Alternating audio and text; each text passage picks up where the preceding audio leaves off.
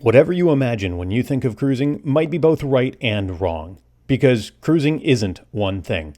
I'm Bill from cruisehabit.com, and I'm a digital nomad working from ship and shore who loves sharing information to make sure people take the right cruises for them. Follow our adventures, enjoy tip videos, ship tours, and more in print and on our YouTube channel. Just visit cruisehabit.com/BSDN.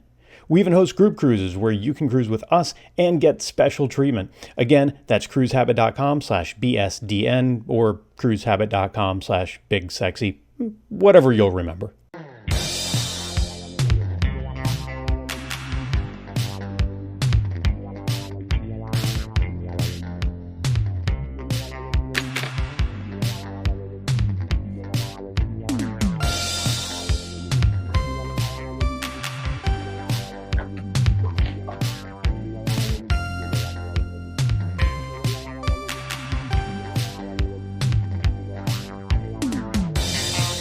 What up, sexy world travelers? It's your boy, Big Sexy, here on a bonus episode. I have a special treat for you. As I mentioned in the previous episode, I'm looking forward to doing these educational episodes with focusing on how we got here and the processes that we have to go through to be digital nomads. And I thought, what better way to start that process than by interviewing the person that got me here and talking to the person that brought us here about the way she figured out how to do this and put everything together. So, ladies and gentlemen, I bring to you the esteemed marriage and family therapist, host of the podcast Rainbow Dreamcatcher, the Love Podcast, and she's also my lovely wife. Give it up for Nilla. Hello. Hi, Thanks baby. for having me on. Yeah, my pleasure. How you doing? I'm doing good. I think this is going to be fun. Yeah, it's going to be really interesting. As I said, I want to chop it up and talk about like how we got here. I know we've talked about it before on the podcast, way back on episode 7. We're talking that we did a live podcast in Vegas. Mm-hmm. But for a refresher, for anybody who hasn't gone back and listened to that, what started the idea of being able to come out and be a digital nomad? Yeah, I think first I should say I have always loved to travel.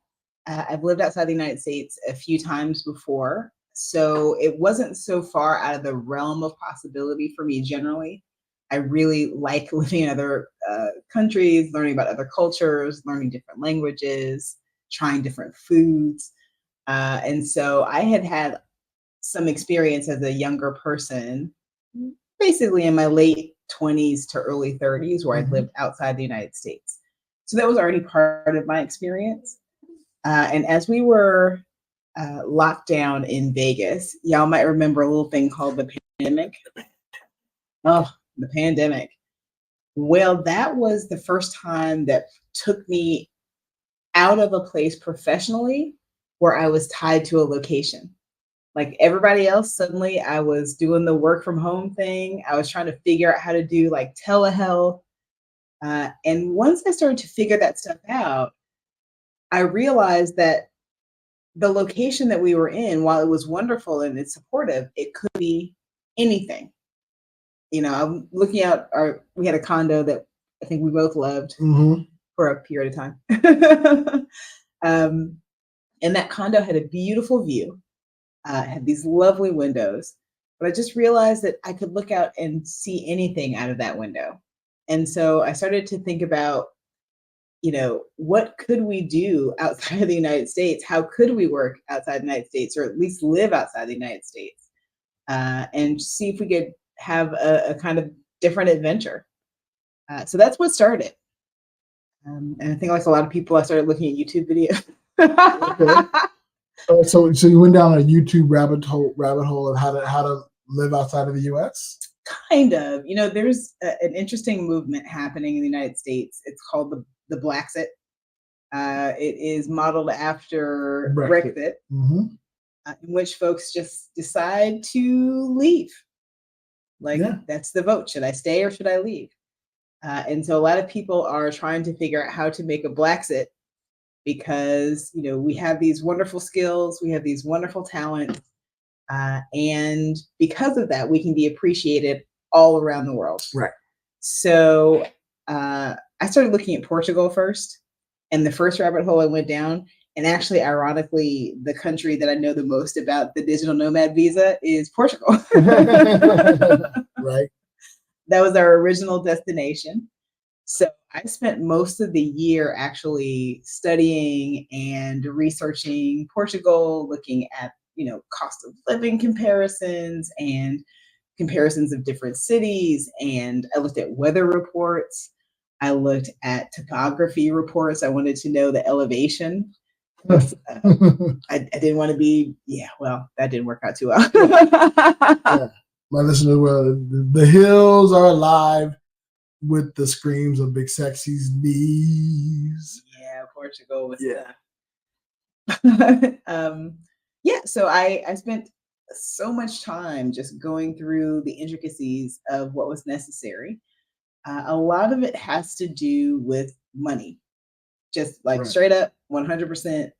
Like you can certainly, and I should mention, we're not wealthy by any stretch of the imagination. No. So nothing, when I say money, I'm not talking about like, obviously the more money you have, the easier it is. But, you do have to have some kind of financial stability. Backing, stability. I don't even know if we really have stability, honestly, but we have some regular financial support. Right. And because of that, we are able to support ourselves and,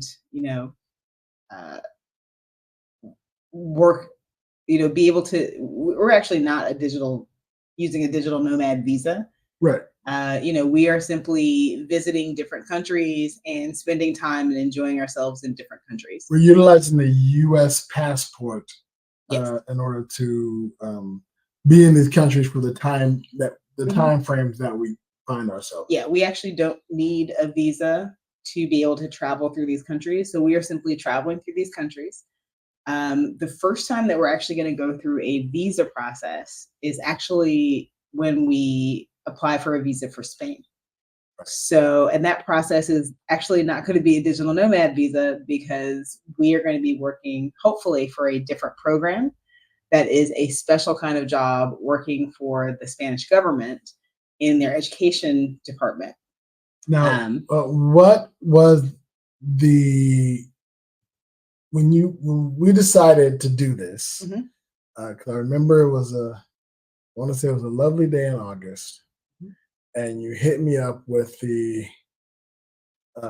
we were talking about leaving in 2025, and you're like, how about we leave now, and when our lease is up? Yeah. Once we got the confirmation, yeah, that's good.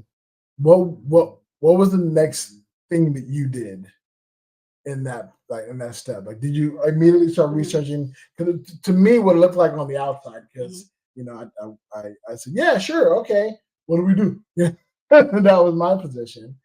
It looked like you then started researching. Okay, how do we get out? The cost of things, and what was that? What was that research like? Yeah, again, a lot of it was just some dedicated Google work and a lot of YouTube work. The good news about folks that are expats is that we're talking in a community.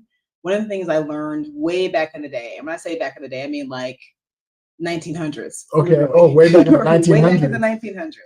When I first started traveling, we didn't have the internet. I mean, not the same ways that we have it now. We couldn't share information. So the thing that you had to do was to just network. You just had to be able to talk to people. And even back then, the internet was at least helpful. I went, there are those listserv kind of groups. Right. So I would go through listserv groups. I would get to know different folks and would network so that I would have a network of folks wherever I landed in whatever country. At that point in time, it was Japan and Thailand primarily, but that's how we found information. Okay. And so that's kind of how I did it this time as well. I started joining Facebook groups. I started joining, watching YouTube channels. There are a few folks that are kind of like paramount in each country that you can find them very easily, and they have great advice. A lot of them are very rosy, and how do you mean rosy? Well, they tend to be very much like, y'all, this is the bomb. Okay. Everything is wonderful. Like, I landed in whatever country and suddenly my life improved by like 1,000%, like that kind of thing. I'm probably one of those people somewhere. Sure, yeah. And I also learned from my earlier travels that there are different parts of this journey, and that a lot of times in the beginning it is pretty amazing. And as you stay there longer, things shift. You start to learn more about, culture and challenges and just day-to-day life, in ways that maybe aren't quite as fun. You get out of that vacation. I think anytime you go to a new spot, the first week or so, at least for me, feels like a vacation. Feels like, I have to go, okay, no, I need to work. I need to do stuff. I need to be, because I'm good. This is long-term, 90 days, whatever. I need to focus, but the first week, this feels like I'm basking in whatever environment I'm in. I'm exploring. I'm seeing all the other stuff. Yeah, I have a different experience than that. I tend to hit the ground running. I don't really have a whole lot of time to bask. I just gotta get started.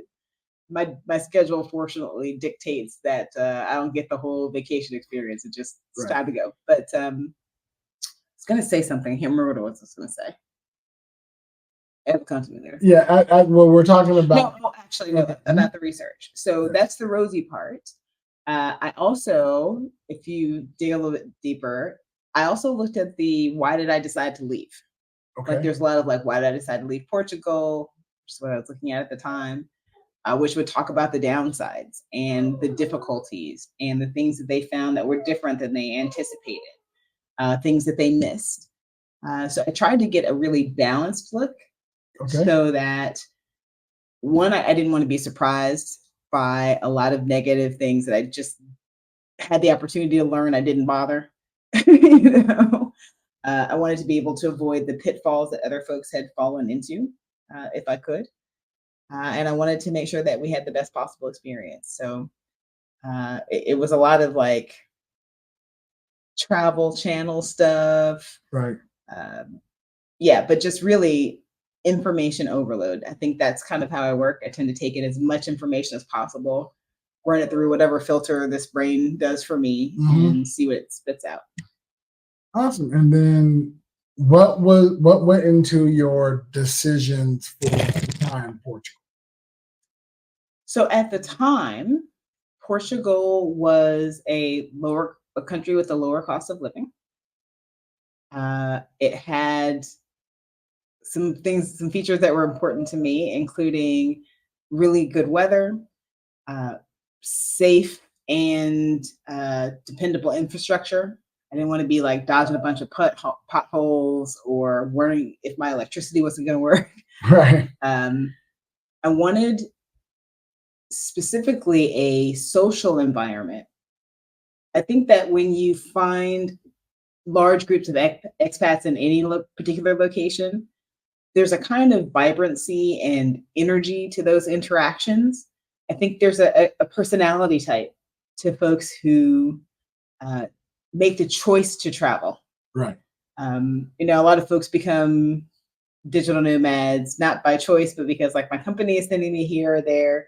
I think they still have a great experience, but there's something I think much more adventurous and much more kind of like vibrant about folks who just decide to leave their homeland and go adventure to go live among other people and not really have any idea about how that works. Yeah, I have said frequently actually now that, as we meet the different friends and things that we have here in Spain, and what have you, the friends that we made in Romania, although it's a little bit different because we made Romanian friends in Romania. Yeah. They were there, except for Raluca, who was in France, so she's a nomad in France. Anyhow, we come from all different walks of life, different jobs, different likes and things of that nature. But the thing we all have in common is all of us left our home. Yes. To see the world. we all have homes. The majority of us have homes elsewhere. There are a few Spaniards in the groups who are like the linchpin, the go-to for where's that? But yeah, that's one thing that we all have in common. That's the baseline that we all can share. Yeah. So I don't remember what the question was. So why Portugal? Yeah, You said, Portugal. and then, so the community was reportedly one of the most vibrant communities. That it was, culturally diverse. I heard they had good food. Oh, and I hope one day to find out. Yeah, one day we'll find out. I heard they had wonderful beaches, particularly in the Algarve. That was the area I was looking at in particular. And reportedly, everyone that has experienced life there has really enjoyed it for the most part. I mean, there are a lot of folks that left for various different reasons, but often it was not because they didn't want to be there. So yeah, I thought it was a good place to start. It wasn't necessarily like the end all be all. It was just going to be where we started. Right. Yeah, because you did have some backup plans and some other options. I would say backup plans, more like other options. We had other options. Yeah. But we which was hilarious that Spain wasn't even on the list. No. Was not even a consideration. It never had occurred to me. Even when I lived in Europe, I never came to Spain. I lived in Germany for like a year. I never came to Spain. Yeah, interesting. So Spain never interested me. I had no idea about Spain. I didn't really know the culture or the history or anything. And so famously, why did you choose Malaga as a place to visit? Because initially we were supposed to be here for a week. Yeah. So what helped you choose Malaga? So if y'all are familiar with the story, we decided in order to be able to move a certain amount of weight very inexpensively. By weight, I mean clothes, not anything else, y'all. We're not moving weight. We're not doing the street version of moving weight. We're not doing the street version. I mean, unless times get really hard, then I may have to look into some other sciences. But until then, just luggage. Just luggage. So we decided to take a cruise. It was actually much more cost effective for us to take a cruise, particularly with an animal and the kind of baggage that we had. Right. So we took a cruise, which ended in Barcelona, fortunately. So totally by serendipity, thank you, Virgin Voyages, we were deposited right in the middle of Spain. So we went to Barcelona. My go-to is that I don't want to just go someplace and like leave, just run out. I want to be able to experience different parts of that place. And so I didn't want to just do Barcelona, right, and then head over to Portugal, which I'm sure would have been a wonderful and completely different adventure. Instead, I wanted to go to at least one other place in Spain. I didn't know anything about Spain, as I said before. I was very focused on Portugal, so I didn't even really research anything in Spain except for our accommodations. And I decided that I wanted, if I was going to be close to a beach, then I wanted to go to a beach.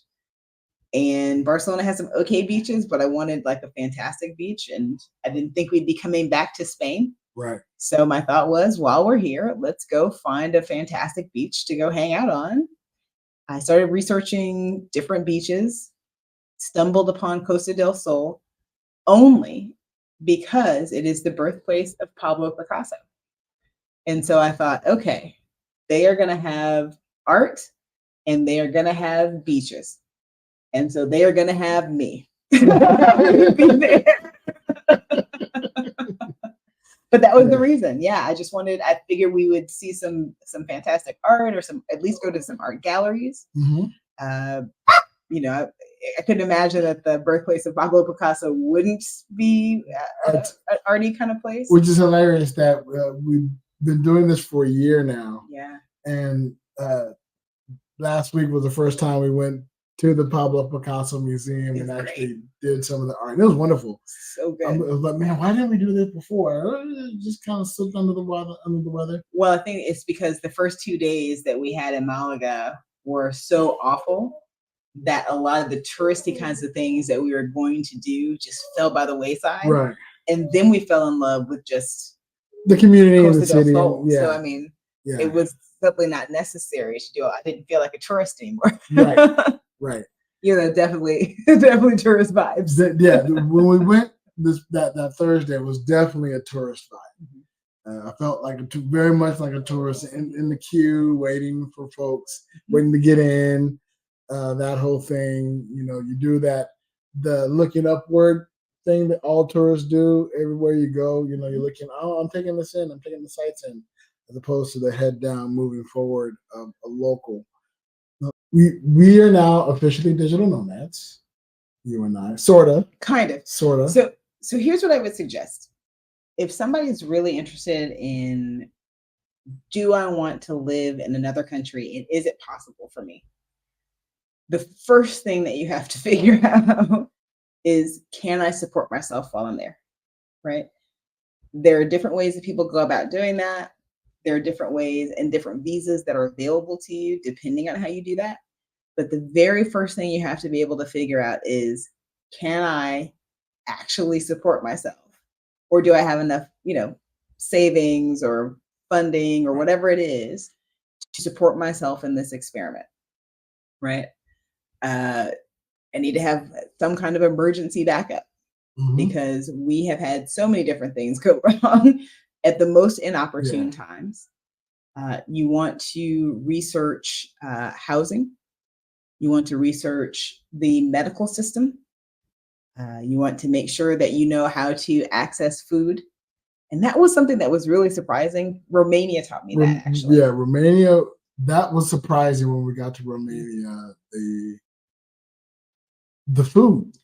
Here's what I come to understand since then. And I've actually, again, because I tend to go down rabbit holes, started to read like why that might be. Because other people were eating the food, they seemed just fine. Like they weren't even like fazed by it. And it is true that our stomachs are accustomed to different kinds of environments. And those folks were accustomed to that food because that's what they have been eating the whole time. The entire life.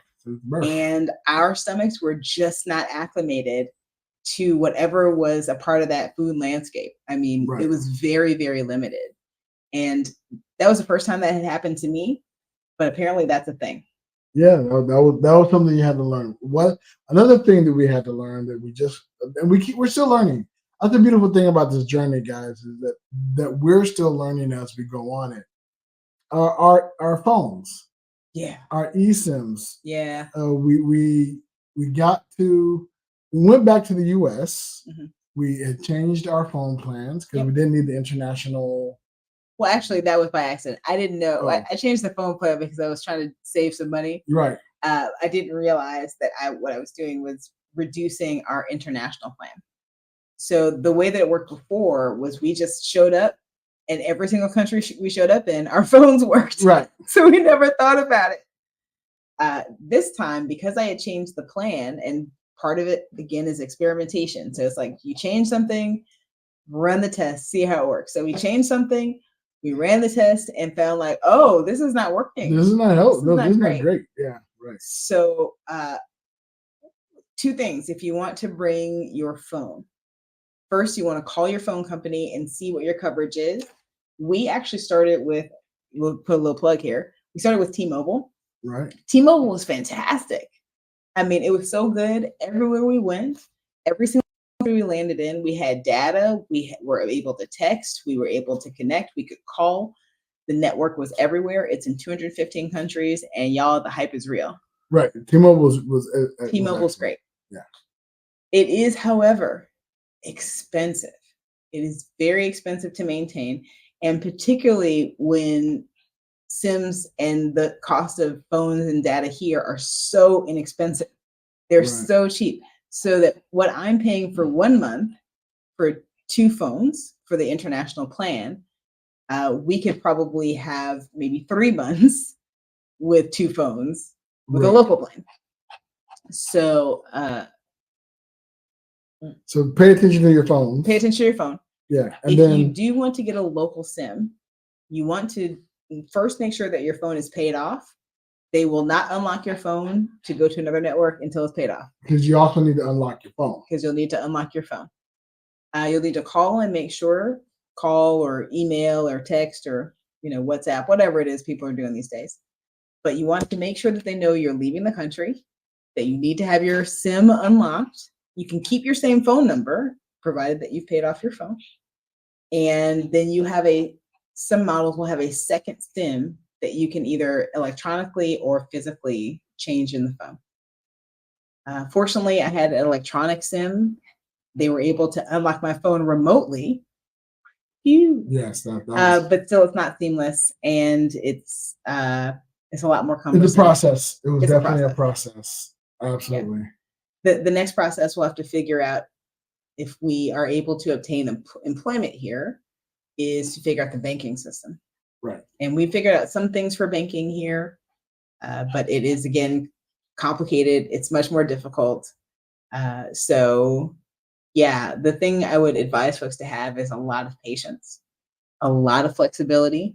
You got to be willing to just sit with the uncomfortable for a minute, because there will be a lot of uncomfortable spots. And do the research. Definitely do the research. Take your time. Go down a YouTube rabbit hole. There's a lot of information out there, and it's available to check it out. What would you say are the pros and cons of how we're doing this?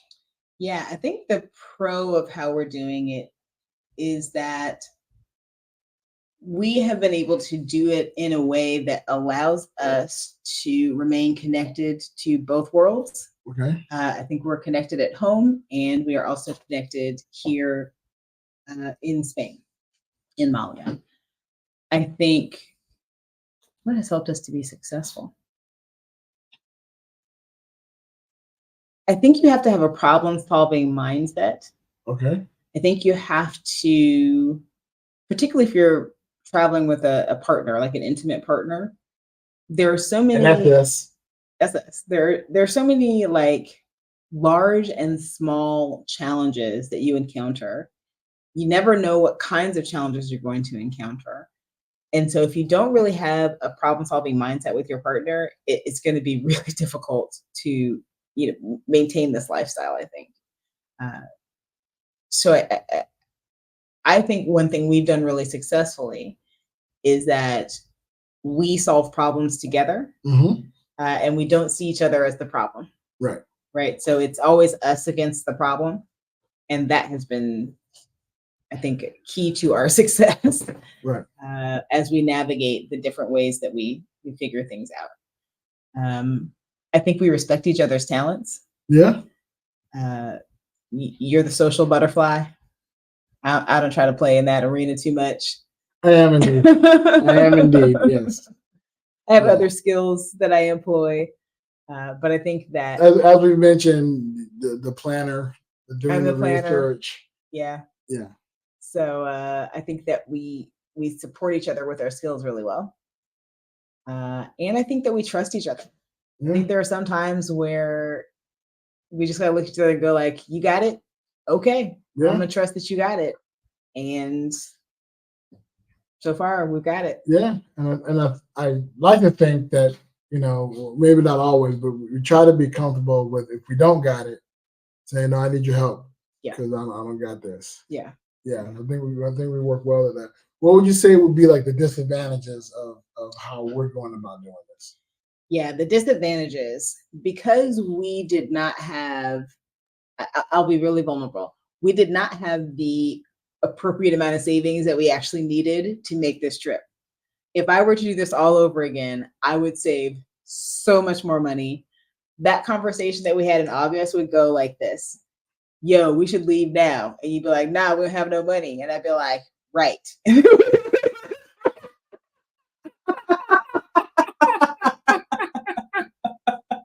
That would have been the smart way to do this. Yeah.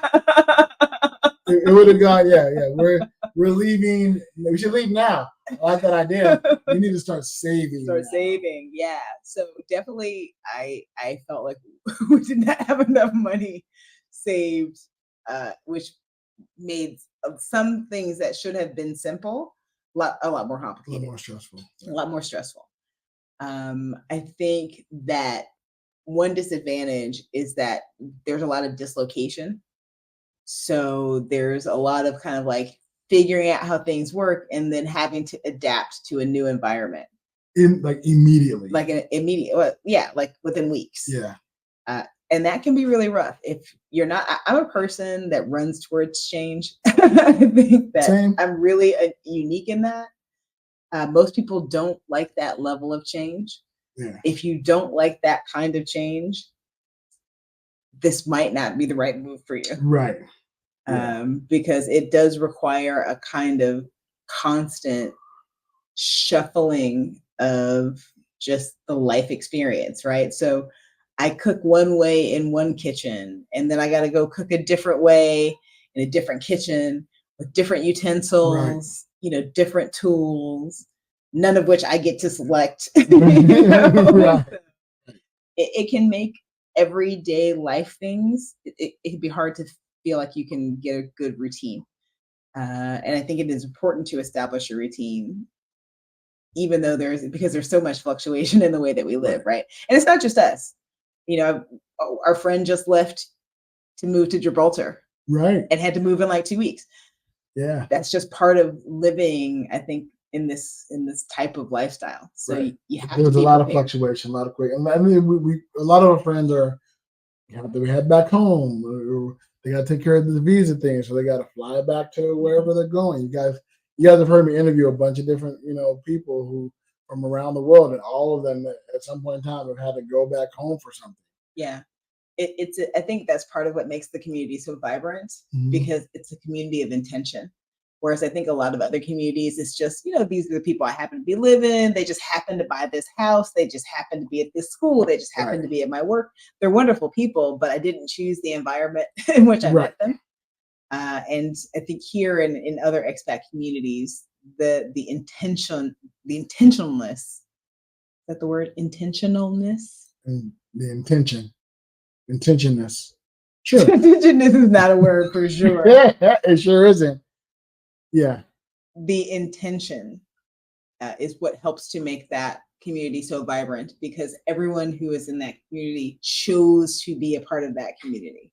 Yeah. For one reason or another, for the most part. So. Awesome. And then last but not least, what's been your favorite thing about this whole thing? Oof. Okay. Or I have categories. That's the tough. I've got categories, right? Like, my favorite travel experience was definitely our cruise.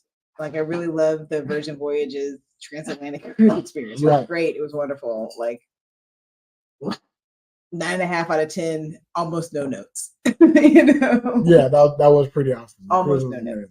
So that was just one experience. Only notes would be the petting. Yeah, but that was just one experience. There were so many other experiences. So if I think about an experience as that, if I think of it as people, like there are so many people that come to mind. I'm not going to be like, I should name names, but I'm not going to name names. But people come to mind. And like, okay, so that was my favorite person. That was my favorite interaction with a person. Right.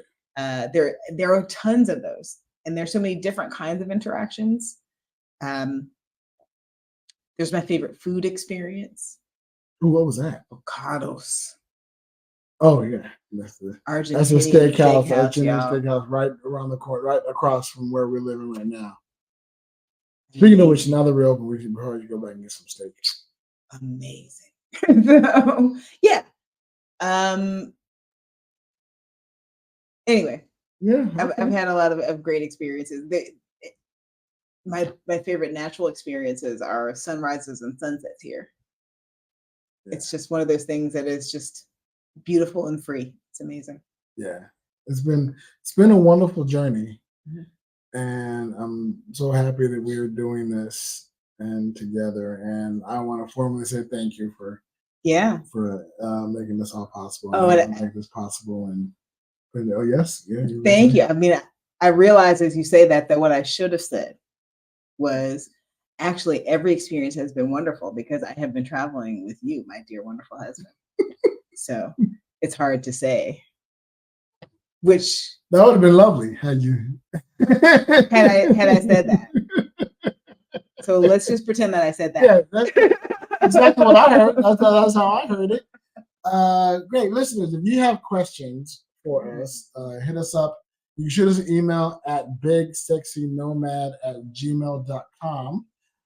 Swing on over and check that out. And if you have any questions for Nilla or me about our travels or anything we didn't hit on or anything like that, be sure to hit us up. Oh, never. That's not what I wanted today. I had an email, but whatever. Yeah, and then or you can swing on over to a voicemail at bigsexynomad.com or prankcall.me. We'll take you to our voice message section. Go ahead and hit us up there. And in the meantime,